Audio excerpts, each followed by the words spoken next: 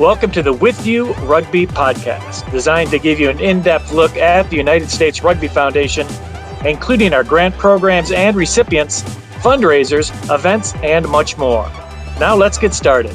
Hello, everyone. I'm Brian Vizard, President of the United States Rugby Foundation, and welcome to another episode of our With You Podcast. As we get closer to our U.S. Rugby Hall of Fame induction ceremony, sponsored by Penn Mutual, we thought it'd be a pretty good idea to get to know this year's inductees and special award recipients just a little bit better. And today we welcome in the widow of 2021 U.S. Rugby Hall of Fame inductee Ed Todd, Berry Todd, and a referee teammate and friend of Ed's, Bruce Carter. Welcome, Berry. Welcome, Bruce. Thanks for taking part today. Thank you. Nice to be here.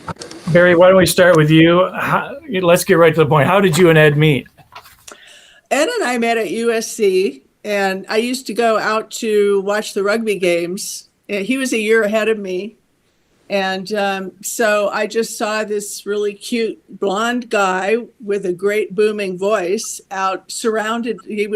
Seemed so short compared to all the giants that were surrounding him.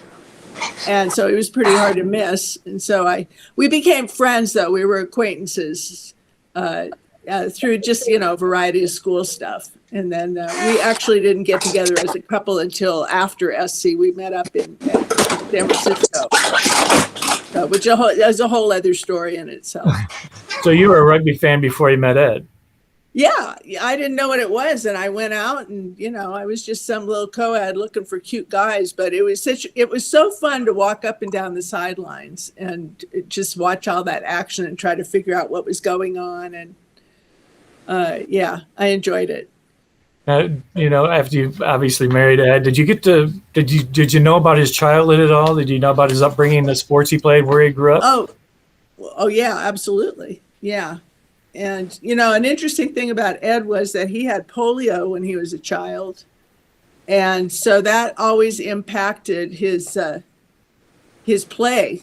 But he had a really bad temper when he was a little boy. And so when he started going to boarding school, he had to learn how to control it. And he has this story about when he got out of the hospital after the polio, they were living in Cleveland and in the projects because his dad was a doctor doing his residency. And all the neighborhood kids ganged up on this skinny kid. And he got beaten up by this little boy. And so then the next year they went to Britain and he was in boarding school there and there was a big fight and the boys were just shocked because Ed just beat this little kid up. He didn't know about Queen's rules and boxing and all that stuff. So he learned pretty quickly how to control his temper. And I think he did it through sports. Do you know what other sports he played or what sports he played growing up? He's always been a baseball fan. And so when he was a kid, he wanted to play baseball and he was really kind of upset because the year he was going to start Little League was the year they moved to Edinburgh. So he started cricket. He kind of traded a cricket bat, traded the baseball bat for the cricket bat. Right. And and then in the younger levels, they played hockey. And so those were the two sports that he played. And then they all came home after the year that his dad finished a residency. And then Dad sent 3 of the boys back. And that's when Ed picked up rugby. How old was he then, do you know? Do you know how old he was then? How old was he then when he started? He was 10. He was like 10. He was 9 or 10 when they first went with the family. And then he was 10 when he came back for the next term. And stayed until he was 18. He had missed a year of school, so he was always a year older because of the polio. Now, when you guys were going to USC together, did you? What were some of the rugby highlights he had there? Do you recall any?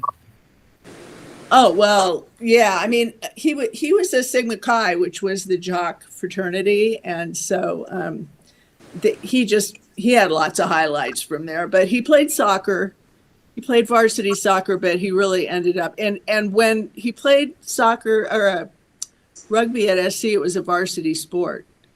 And then I think they degraded it after he left in the early 70s, and then they kind of brought it back. And because I think it was all about money, doling out money from, Yeah, he captained some great teams at SC though, right? They won a Monterey tournament, I think. Oh and yeah, they went league champions. I mean, yeah, we were at a party not long ago where they had the trophy, and there was one USC team and all these Stanford teams, and I have this great picture of Ed beaming in front of this trophy. So, yeah, he was very proud of that, and he was very happy that he got to play with.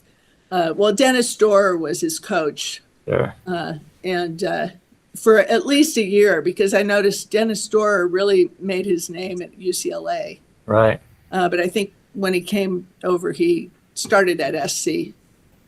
And, he loved everything about it. Now, he was MVP at least on one occasion. What made Ed such a great player? Bruce, I don't know when you came into Ed's life, but what made Bruce such a good player?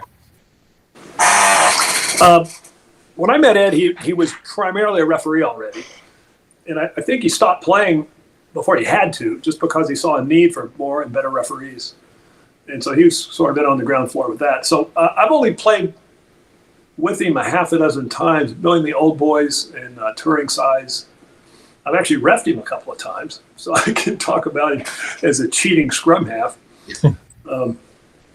But he was always a scrum half, and he was always the idea man. He always had the organization, the plays, he would run practice, and we didn't have a coach, that kind of thing. Yeah. Well, I'll interject there. Not only did he have the polio, which gave him a drop foot, amongst other, he had minor repercussions from that, but he tore his ACL in 1970, and he didn't have it replaced until the 2000s. And so he had these disadvantages, and he always just worked so darn hard to keep himself fit and able to play. But he was reffing at the same time that he was playing after 1970. I mean, he always felt like, we need refs. I can do this. I love the sport. I'm good at it, and I'm going to contribute in this way. And of course, he always reffed Hastings games for a couple of years because he was there as a player and a ref. But so he had those couple of disadvantages that made him realize that reffing was really a better way to go, a long-term involvement that was really needed. And after USC, he went to Hastings. Is that where did he form the rugby club there? Right. So he spent the first year at Hastings totally miserable, and that's when we met each other, and we started a long distance relationship because I had moved back to LA, and then we came back together, and it was a whole different thing. It was another fellow student, Michael Ubaldi, put up a sign-up sheet in the quad saying, who wants to start a rugby team? And a bunch of people, and it was how much experience do you have? And so there were a lot of names with no experience, and there was Ed with 11 years of experience. And so he just naturally gravitated into the coach everything kind of thing. And he was a great place kicker for the team too. So he scored a lot of points for Hastings, even though he was the scrum half, giving the ball off to the wings. Sure. So. Now you said he was refereeing at a pretty early age, in early 20s, I guess. Is that when we're talking that he got all the whistle? Yeah, definitely. Yeah. And he went on to ref some really big games, Canada Cup in 96, head referee for Wales versus USA South in 97. Did he share any stories or memories, some of the highlights of his reffing back in those days? This is where I'm going to rely on Bruce here, because Ed was a man of few words, and the one thing that kept our 50 years together very full and vibrant was he didn't bring work home with him. He never talked about work. He never talked about rugby much. I always knew that when he was doing this, he was thinking about something, and it wasn't another woman. It was rugby. Scratching his beard. Right. And so he didn't have the past. He was very much like informed by the past. He would think about something that happened in terms of how can I improve? How can I go forward? So, and he pretty much knew who he was and he didn't feel like he needed to brag about himself at all or, compete with other people. He was just living life in a pattern that included not dwelling on the past. So Bruce, tell us a little bit about your memories about Ed refereeing and some of the highlights of his career. I do want to say one thing about him as a player. Again, he didn't really blow his own horn very often. So I heard the stories from the other guys. Hastings was always a second division team and never a champion. But we beat Cal one time. We used to play Cal every year. And the year we beat them, Ed kicked the conversion that won the game at the end. And it was pretty close to the sideline. So he was the hero of Hastings' greatest victory. Sure. As a player. Now, as a ref, he mainly acted as a mentor to other refs. I mean, obviously he refereed, but he didn't go around bragging about his games. He was always wanting to know about your game and to help the other refs get better. And when I started out, he gave me a notebook of things he had learned the hard way, notes and little articles he had clipped out and annotations on articles. He was very giving of his time.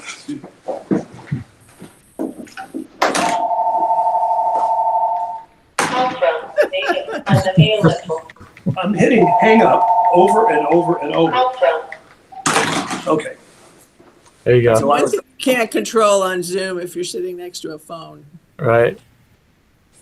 Was I get that referee? Ed did a lot for us as referees. He also set up an exchange with our Northern California Society with the East Midlands in England. And this, I think it's still intermittent, but for a while we did it 5 or 6 refs every other year in each direction. And Ed set all that up. He had all these ideas, and he was always, he always had 2 or 3 things he was working on. But yeah, I can't really tell you stories about Ed's greatest game because he never talked about them in that sense. And something along those lines, though, Bruce, is Ed, set the standard for American referees for a long, long time and created a lot of written materials for referees to use as kind of like you said, he was a mentor to many. Was that something he took on his own, or was he assigned this? I mean, in his referee role? I mentioned that the book he gave me of helpful hints. Well, he then started, it was called The Pelican's Beak.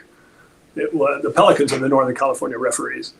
And he started, it was monthly, I believe, and he ran it himself for several years. And this is when you had to, it was a lot more laborious to print something and distribute it. You had to mail them with a stamp on them, that kind of thing. And he did that for several years. 5 years. Yeah. Simultaneously while he was president of the Referee Society. Referee Society. And he did that. Then he was referee training classes. Before there were such things, he was creating them. And so we were giving our own classes to new referees and then to help them advance. And then the IRB started doing it, and then now the World Rugby does it. And I'm not saying Ed invented the idea, but he certainly implemented it in the United States long before anybody else would have. Did he ever put the boots on after, as he got older? Did he still get out and run around, play a little bit, or was it strictly refereeing? Oh, no, he reffed. I mean, he played into the 90s, certainly. I don't know for sure, but I think he retired around 2000 from maybe some occasional old boy or something. Mm-hmm. But he basically said, when it takes you a whole week to recover from a game, it's time to retire. And so that's when he shifted to the other. And that's when Ian, our son, was starting to play in high school. And so Ed started to become the assistant manager and a coach, the manager and assistant coach at St. Mary's. And, anything that came up, like we did a tour in Ireland in, I guess it was 2002, I think it was. Ed managed that. And, I went on that tour, and it was kind of fun to sit in the front seat with Ed and his checklist and making sure everything was, going well. And so he just, anything that needed to be done, Ed would do it, just to make sure that if he was reffing, the game was flowing, or if he was a player that, we would win or whatever. Yeah. And wouldn't be shy about taking himself out of a game so that some other scrum half on, say on Hastings' side had a good gameplay, So. We had a game where when the Hastings team went away, it folded in the late 80s. And it was the last game, the Hastings team, which Ed had founded, played the Hastings Old Boys. And Ed reffed it in Goldgate Park. And partway through the second half, he just had to get into this game, It was all of his mates from all over the years. And so one of our guys punched somebody. We had to throw somebody out of a friendly. Ed threw him out, and then Ed said, "I want to play," and handed the guy the whistle. Okay, nice. As punishment. Right, exactly. Now, Ed educated hundreds, if not thousands, of referees, mentored probably nearly as many. What do you think his legacy he'd like to be known for? He was, I would say he was more proud of the society than he was of himself. He really did not have a big ego when it came to, legacies or self-aggrandizement or anything. He was a team player. He was a team builder. He treated, when he concentrated on refereeing and he became president of the society, it was right after this kind of evaluator. There were 4 evaluators, and that's what he wanted to get rid of, because he felt that he was appointed to the A panel too late in life. Mm-hmm. And rugby had just become professional, and so it had gotten bigger and faster and more intense, and he knew he couldn't keep up with it, but he wanted to see more people brought up earlier. And so that's when he started working on the programs and trying to, spearhead all kinds of innovative things and workshops, and the exchange with the high school exchange with Canada and the East Midlands. And, they were all just some idea that some people would have a pipe dream and then forget about it. And Ed would remember that idea and implement it, or work to get the group together to bring it together in a uniform way. Ed was, for a while, we had a development program for young referees right around the turn of the century. And Ed ran it first couple of years, and then I ran it after that. And Ed was really most proud of the people, the success of his pupils, of his refs. And as each guy in the development program would move up and get a good assignment, Ed would be excited about it. After he left California to move to Denver, he was still very much in touch to know what was happening in Northern California refereeing. And again, I think he had more pride in how, say, a Paul Bretz did than in what he did himself. Mm-hmm. Yeah.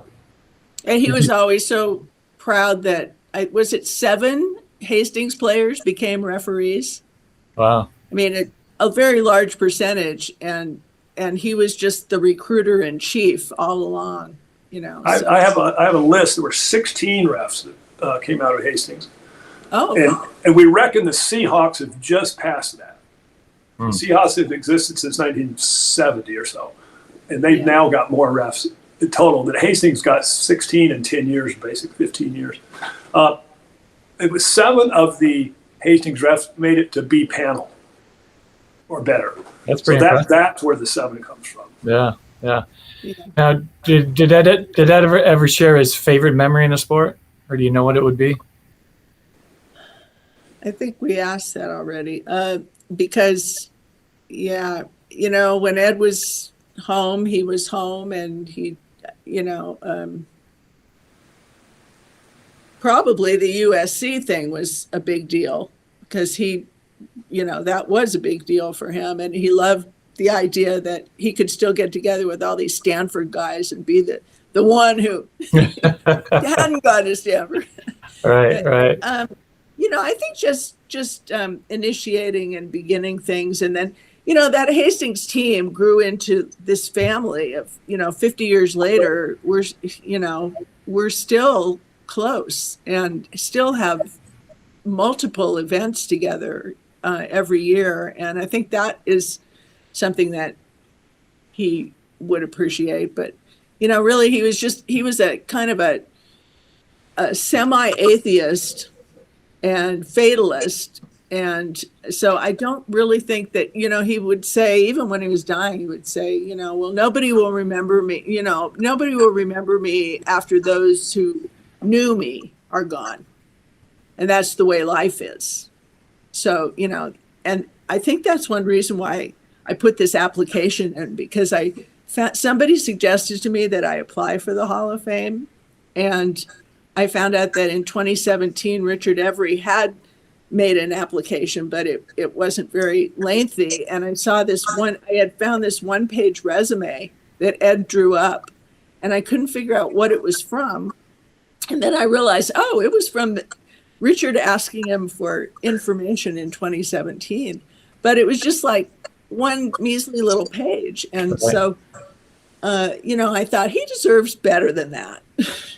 Plus all us rugby wives, all us supporters who, I have to say it, we enabled our husbands to follow their dreams.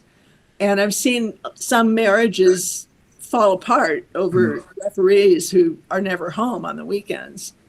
And yet Ed managed to balance everything in his life. And so little of this, little of that. He used to love the idea of the Renaissance man. And when he was in his 20s. And so he had participated and done a lot of things and was accomplished in a lot of things. And so, the idea of legacy wasn't part of it. But you might be able to know that better, Brian. Well, my next question, I guess you may have already answered this one too, but it's going to be our last question. What do you think being inducted in the U.S. Rugby Hall of Fame meant to Ed, or would mean to Ed?